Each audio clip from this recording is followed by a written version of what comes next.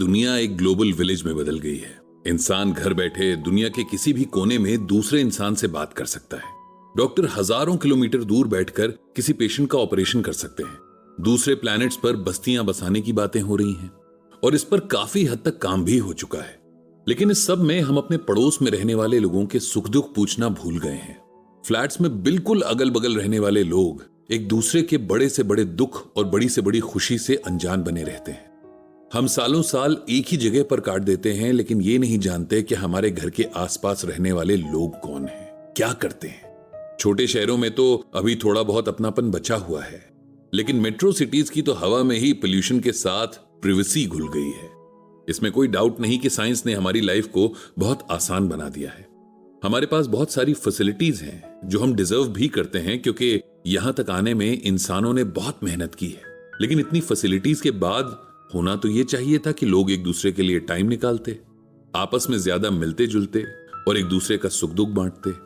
लेकिन हुआ इसका उल्टा ही है। जो है उससे ज्यादा और ज्यादा पाने के लालच में हमने वो खो दिया जिसके लिए हम इतनी मेहनत कर रहे हैं, वो सुकून और अपने लोगों का साथ। अब तो हमारे पास हमारे कमाए पैसे खर्च करने के लिए मार्केट तक जाने का टाइम नहीं होता, क्योंकि उस टाइम में हमें और पैसे कमाने होते हैं। पंडित जी सोचते हैं कि हमारी पिछली जनरेशन्स ने हमारे लिए कितना कुछ छोड़कर रखा था। हमने उसे न तो खुद अच्छे से यूज किया, न अपने आने वाली नस्लों के लिए ही सहेज कर रखा। अगर आधे लोग भी डिसाइड कर लें कि उन्हें गीता ज्ञान के हिसाब से जीना है और गीता ज्ञान को बाकी लोगों तक पहुंचाना है, तो भी बहुत कुछ बदला जा सकता है। इसके लिए उनसे जो पॉसिबल हो उसे करने को तैयार रहते हैं। इसी कोशिश में आज एक कम्युनिटी रेडियो स्टेशन जाना है। वहां जो आरजे हैं उन्होंने पंडित जी के लिए खास प्रोग्राम तैयार किया है। हर संडे को गीता ज्ञान पर 1 घंटे का प्रोग्राम होगा, जिसमें पंडित जी रियल स्टोरीज के जरिए लोगों की प्रॉब्लम्स का हल गीता ज्ञान में तलाशने की कोशिश करेंगे। इस प्रोग्राम में एक बहुत ही इंटरेस्टिंग पार्ट यह भी होने वाला था कि इसमें एक लाइव सेशन के दौरान पंडित जी लोगों के सवाल लेने वाले थे। अगर कोई पंडित जी से अपना कोई डाउट गीता ज्ञान के जरिए क्लियर करवाना चाहता हो तो करवा सकता था। यह कोई बहुत बड़ा रेडियो स्टेशन तो था नहीं, लेकिन ठीक ठाक एरिया को कवर करने वाला कम्युनिटी रेडियो था। आरजे संजू से पंडित जी की मुलाकात कुछ ही दिनों पहले हुई थी। एक गीता ज्ञान सेशन में संजू भी मौजूद था। उसकी खुद की लाइफ में बहुत सारे इश्यूज चल रहे थे। लॉकडाउन से पहले वो एक न्यूज चैनल में बहुत अच्छी पोजीशन पर काम कर रहा था। लाइफ में वो सब कुछ था जिसकी चाह आजकल के यूथ को रहती है। अच्छी सैलरी वाली जॉब, कार और फ्लैट, बेशक लोन पर लिए थे, लेकिन उसके पास थे। न फैमिली की कोई लायबिलिटी, न ही किसी और की रिस्पॉन्सिबिलिटी। सब कुछ एकदम बढ़िया चल रहा था। फिर अचानक कोविड आ गया। कोविड ने बहुत सारे लोगों की लाइफ को एकदम से बदल कर रख दिया। लोगों के जीने का ढंग भी एकदम बदल दिया। बहुत सारे लोग जो सालों से एक बने बनाए रूटीन को फॉलो कर रहे थे, अचानक उन्हें घर बैठना पड़ा। और लिमिटेड आवर्स के लिए साथ रहने वाली फैमिलीज जब 24 घंटे साथ रहीं, तो बहुत सारी ऐसी बातें भी हुई जो नहीं होनी चाहिए थी या एक्सपेक्टेड नहीं थी। ये तो बहुत छोटे से चेंजेस थे जो लोगों की जिंदगियों में आए थे। इसके अलावा लोगों को बहुत सारे लॉसेस अलग से हुए। किसी की जॉब चली गई तो किसी का कोई अपना खो गया। लोगों ने हर फ्रंट पर, चाहे वो फिजिकल हो, फाइनेंशियल हो या इमोशनल हो, कुछ ना कुछ खोया ही था। संजू भी किसी से अलग नहीं था। उसने जॉब भी खोई और उसकी मां भी मौत के मुंह में जाने से बाल बाल बची। उन्हें बचाने में संजू की सारी सेविंग्स खर्च हो गई, तो फाइनेंशियल बर्डन भी बहुत ज्यादा हो गया था।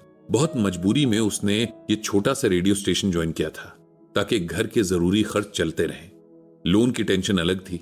इस सब ने उसे बहुत सारे स्ट्रेस में डाल दिया था। इसी स्ट्रेस को दूर करने के लिए संजू ने गीता ज्ञान में शांति तलाशने की कोशिश की और एक फ्रेंड के रेफरेंस से वो पंडित जी के गीता ज्ञान सेशन में पहुंच गया था। संजू ने पंडित जी से उस सेशन में सवाल पूछा था कि आज की दुनिया में सर्वाइव करने के लिए पैसा तो होना ही चाहिए, जबकि गीता हमें जितना हो सके उतना चीजों और दिखावे के मोह में पड़ने से बचने का रास्ता दिखाती है। फिर कोई इस माहौल में कैसे गीता की तरफ जाए, क्योंकि जिस सोसाइटी में और जिन लोगों के बीच रहना है, उनके तौर तरीके अपनाए बिना कोई कैसे रह सकता है। पंडित जी ने इसका जवाब कुछ इस तरह से दिया। आपकी बात सही है कि गीता हमें किसी तरह के मोह यानी अट्रैक्शन से बचने का रास्ता दिखाती है, और यह बात भी सही है कि आजकल दुनिया बाहरी चमक दमक से ज्यादा इंप्रेस होती है। लेकिन फर्क इस बात से पड़ता है कि हमारे लिए सच कौन सा है या हम किसे सही मानते हैं। अगर हमें यकीन है कि गीता ज्ञान सही है, तब हम उसके हिसाब से ही अपनी दुनिया बनाएंगे, जहां प्रेम होगा, काइंडनेस होगी, दूसरों के लिए रिस्पेक्ट होगी, भगवान के लिए भक्ति और डेडिकेशन होगा। और अगर हम दुनिया में फैली इस बात को सच मानकर चलते हैं कि पैसा, पोजीशन और पावर ही सब कुछ है, तब हम भी उसी तरह से लाइफ में आगे बढ़ते हैं। हम सब अपनी प्रायोरिटीज के हिसाब से जीते हैं। चाहे हम कितना भी बचना चाहें, लेकिन सच यही है कि हमारे साथ जो कुछ भी होता है वो हमारी चॉइस होती है, हमारे डिसीजंस होते हैं। गीता ज्ञान को पढ़ना, उसके अनुसार चलना भी हमारी चॉइस है, और यह साबित करता है कि हमारी प्रायोरिटीज क्या हैं। हम किस तरह की खुशी और सुख देख रहे हैं, वो जो चीजों से आता है और उसके ना होने पर खत्म हो जाता है, या वो जो हमारे अंदर से निकलता है और हमेशा हमारे साथ रहता है। उस दिन संजू को पंडित जी की बात से रियलाइज हुआ कि अभी तक वो भी तो नकली खुशियों के पीछे ही भाग रहा था। एक तेज हवा का झोंका आया और उसके बनाए सो कॉल्ड महल को उड़ा ले गया। अगर वो गीता ज्ञान की राह पर चला होता तो बड़े से बड़ा तूफान भी उसका कुछ ना बिगाड़ पाता। संजू ने उस दिन सेशन के बाद पंडित जी से रिक्वेस्ट की कि वो गीता ज्ञान की रोशनी में अपनी आगे की जर्नी करना चाहता है और उसे उनकी हेल्प चाहिए।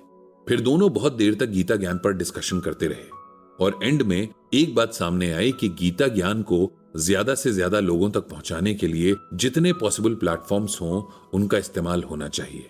इस तरह रेडियो के इस लाइव प्रोग्राम की प्लानिंग हुई। संजू से मिलने के बाद पंडित जी को श्रीमद् भगवद गीता का ये श्लोक याद आ गया, यत्र योगेश्वरः कृष्णो यत्र पार्थो धनुर्धरः तत्र श्रीर विजयो भूतिर्ध्रुवा नीतिर्मतिर्मम। यहां संजय महाराज धृतराष्ट्र से कह रहे हैं कि हे राजन, जहां योगेश्वर भगवान श्री कृष्ण है और जहां गांडीव धनुषधारी अर्जुन है, वहीं पर श्री, विजय, विभूति और अचल नीति है, ऐसा मेरा मत है। इस श्लोक को सिंपल वर्ड्स में ऐसे समझते हैं कि संजय, जो कि महाराज धृतराष्ट्र को महाभारत का आंखों देखा हाल सुना रहे थे, वे कहते हैं कि जहां पर भगवान श्री कृष्ण और अर्जुन है, वहां पर धन, समृद्धि, जीत और अचल नीति, मतलब ऐसे नियम जो कभी ना बदले जा सकें, वो रहते हैं। इसे ऐसे भी समझना चाहिए कि अर्जुन भक्ति के प्रतीक हैं और भगवान कृष्ण ज्ञान और मुक्ति के प्रतीक हैं। जहां भक्ति के साथ ज्ञान मिल जाता है, वहां मुक्ति जरूर मिल जाती है। पंडित जी ने भगवान श्री कृष्ण से अपने सभी भक्त